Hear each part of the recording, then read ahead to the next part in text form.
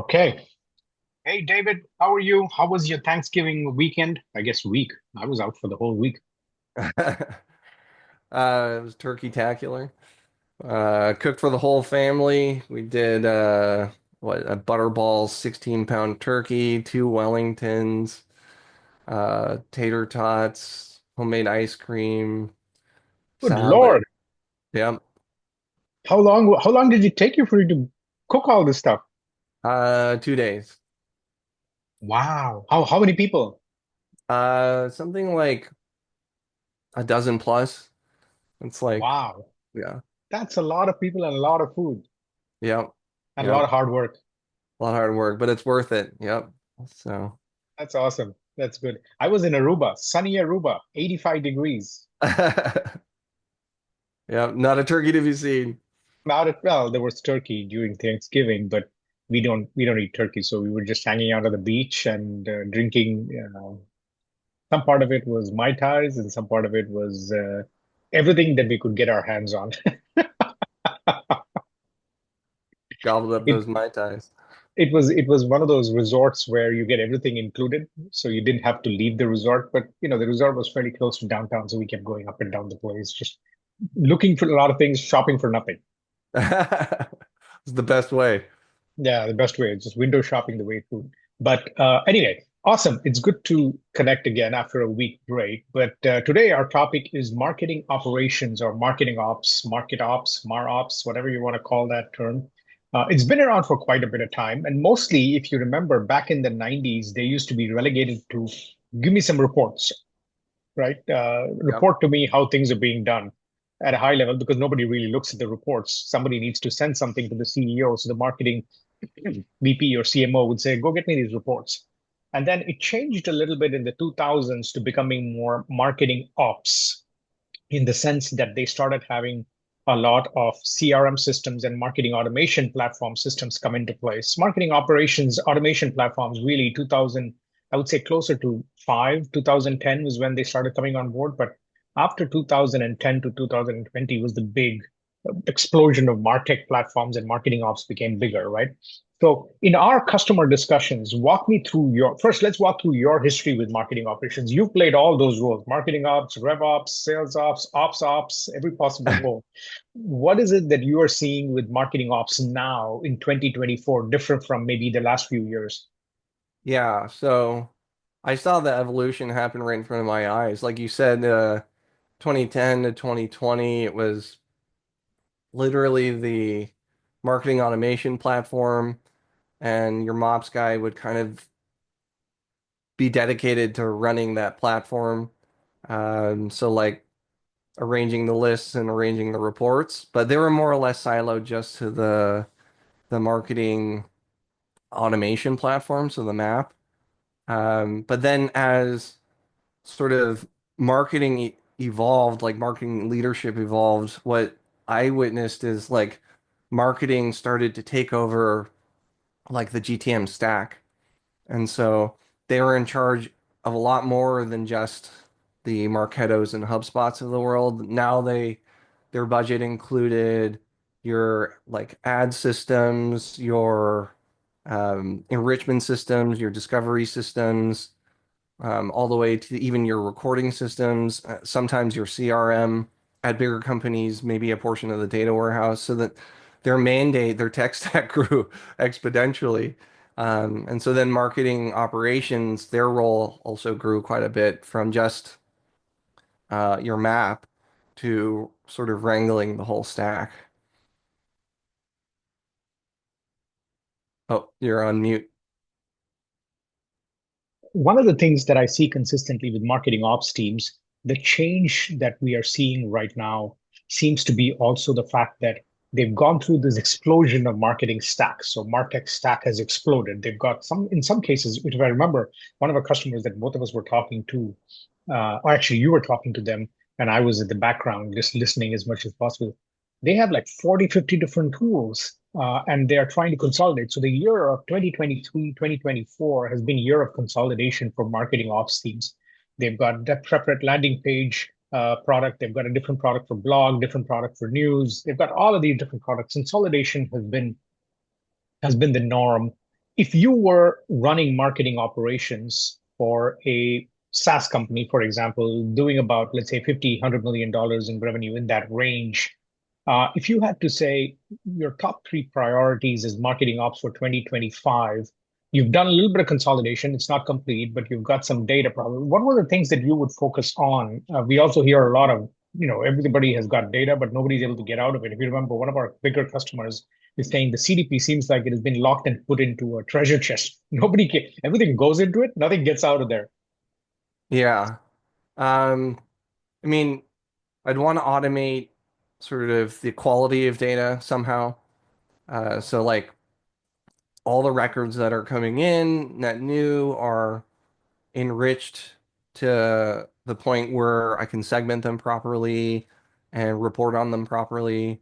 And like I don't want any dead contacts or dead leads in there. I don't want to be firing emails off to folks that aren't at the company anymore because that affects, the Deliverability. the deliverability, the reputation of my company, all of that stuff. So I want to automate the data quality part of it. And then I definitely want to figure out some way to automate the decision intelligence part of it. I want to automate like going from data to reports to something I can use that's actionable. I think that's a little trickier. And then I'd love to have like not a single source of truth like that's been circulating around for all the ages, but I want a single source of operation. I want sort of one piece of glass that I can pilot uh, from, so to speak. Yeah, I think the other part of it that is interesting. So if you look at marketing ops, it comprises three different functions, right? One is the analytics function, reporting, making sure that everybody knows what the marketing budget is being spent on and what return we're getting for it at the highest level. And of Yeah. course, you get reporting into the next level below that, which is which channel is performing well, attribution per channel, leads, scoring of the leads, conversion, things of that nature, right? To figure out where in the funnel the problem is and how to fix it. That's one part of it. The biggest part of it, I would say. The second part of it is orchestrating and managing the campaigns themselves. So the marketing demand gen manager or someone who's typically responsible for ads would say, okay, we're going to do this. We're going to place ads here. We're going to do a webinar, or we're going to give away this promotion. We're going to do this coupon thing if it is an e-commerce company. And then they have to go into the marketing automation platform, create the landing page, create various different assets that are needed, add copy, add images, add video, whatever it is, and then put it into the program so it can be tracked very, very well. So that's the second part of the role. So analytics and reporting, campaign orchestration, if we want to call it that. And the third part of the role is the general catch it all. Whatever nobody wants to do in marketing, they seem to give it over to the marketing ops team. And that has included things such as, okay, what is the MarTech stack? How does this integrate with that? It's more of a technology role than necessarily an analytics role, right? This person is a semi-technologist, or maybe they have a little bit of a background in technology. They use Zapier and things like that just to kludge things to integrate together. So if you look at those three elements, how does decision intelligence in your mind play to help the marketing operations person better do those things very effectively?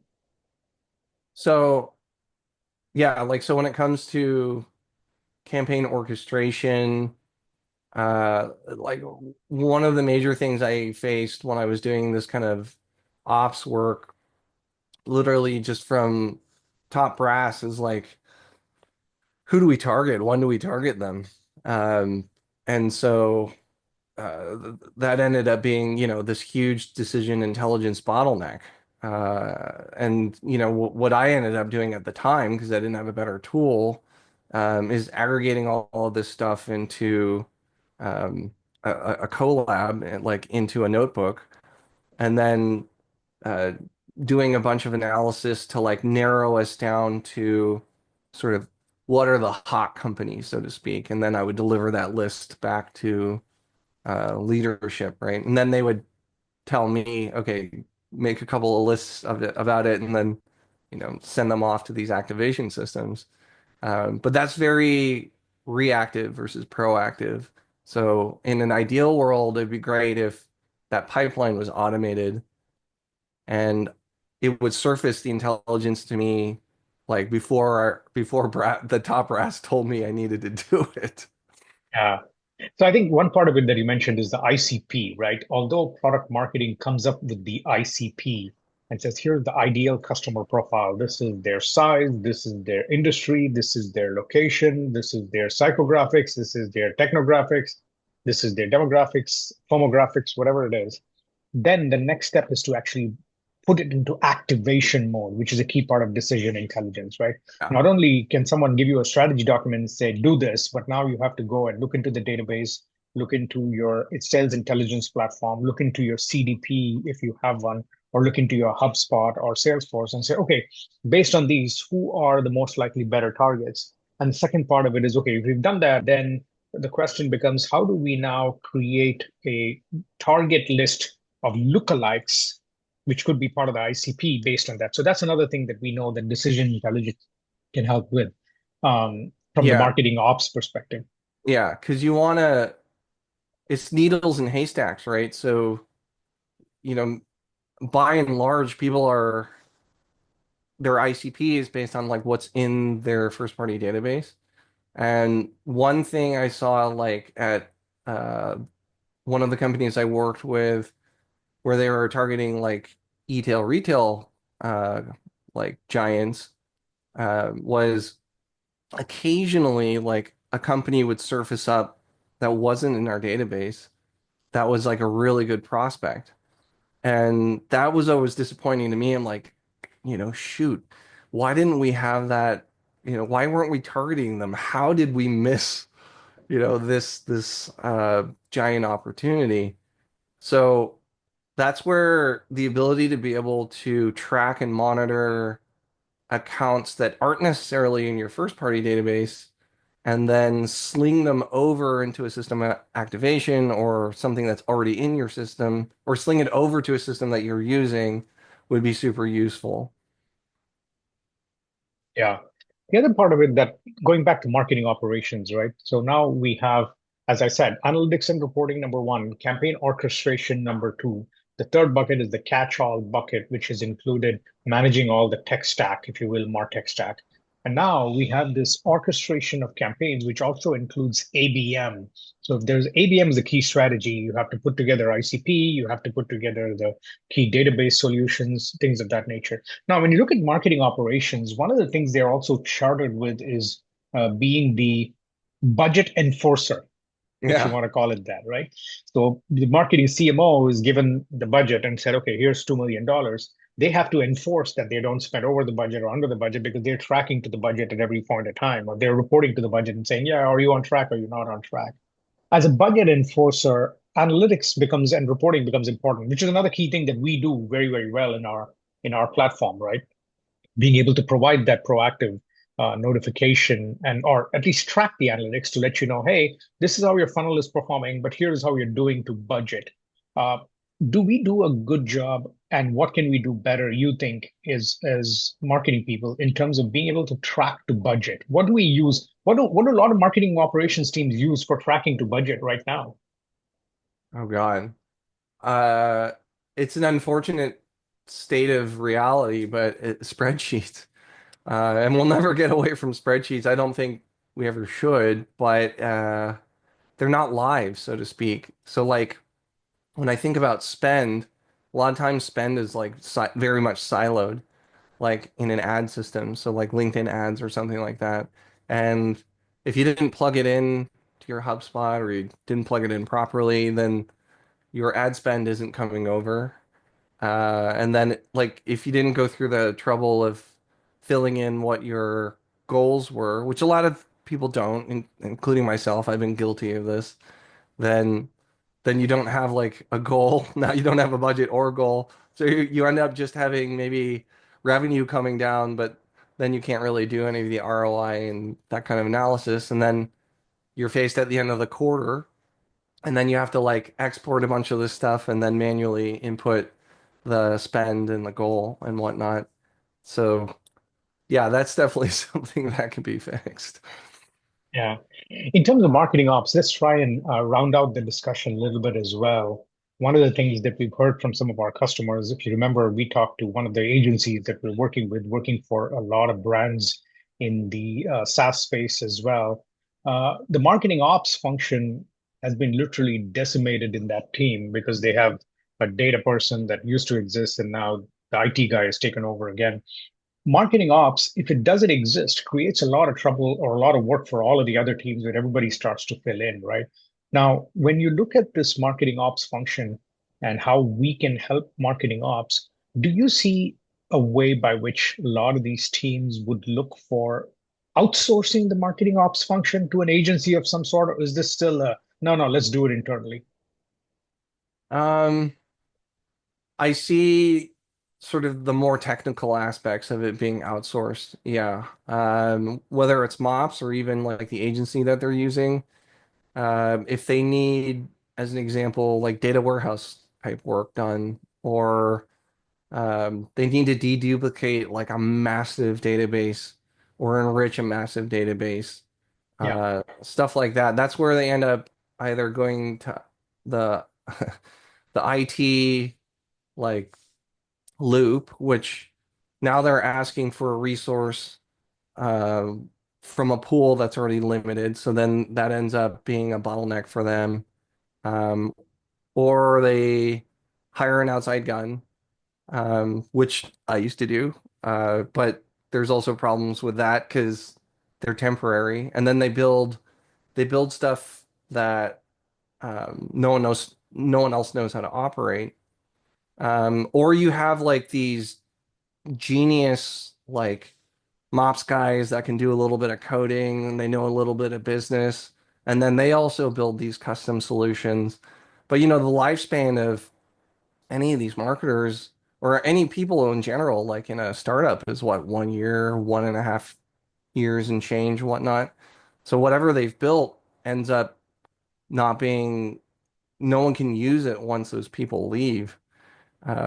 So those are those are some of the issues that I've seen. yeah. No, I think I absolutely agree. Overall, if you look at marketing ops, I'm pretty excited for 2025. Any predictions that you have for 2025? What do you think? One or two predictions, marketing ops in 2025. What do you think might happen?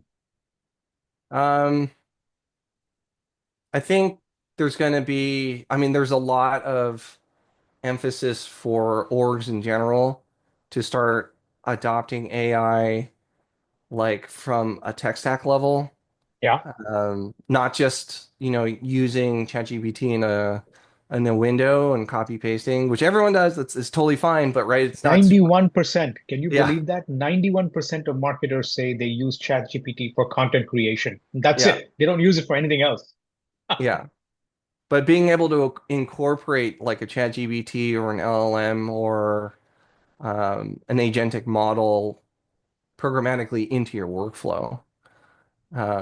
So as an example, like we provide a service within our attributions module where our a bot will actively suggest how you can optimize spend across channels, right?